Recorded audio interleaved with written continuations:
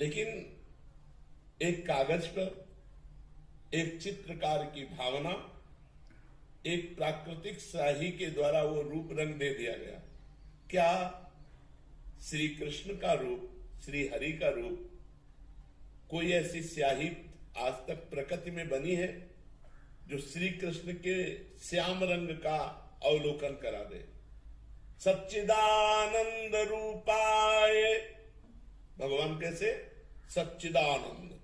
और ये रंग कैसा है? प्राकृतिक। तो सच्चित आनंद का प्राकृतिक रंग हो ही नहीं सकता। प्राकृतिक चित्र की कल्पना करके जिसने चित्र लिखा उसने भगवत साक्षात्कार नहीं किया।